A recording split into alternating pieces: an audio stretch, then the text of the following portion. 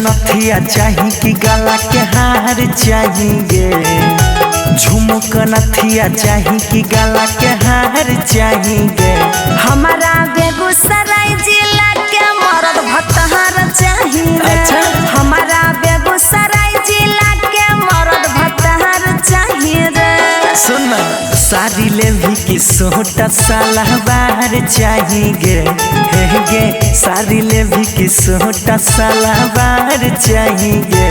हमारा समस्तीपुर जिला के मर्द भतहर चाहिए रे। हमारा खगड़िया जिला के मर्द भतहर चाहिए रे। सही में चाहिए तोरा।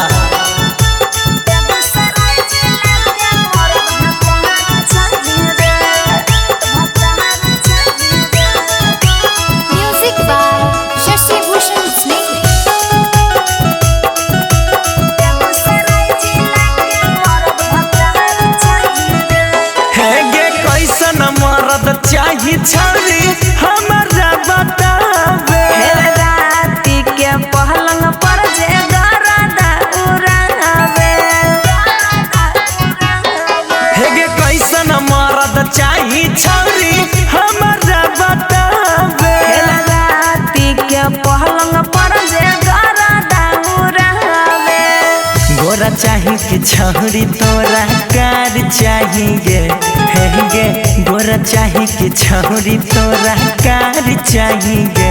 हमारा बेगूसराय जिला के मर्द भतहर चाहिए रे। हमारा सहरसा जिला के मर्द भतहर चाहिए रे।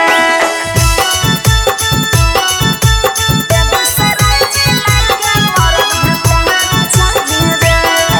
भतहर चाहिए रे। Music by Shashi Bhushan Singh.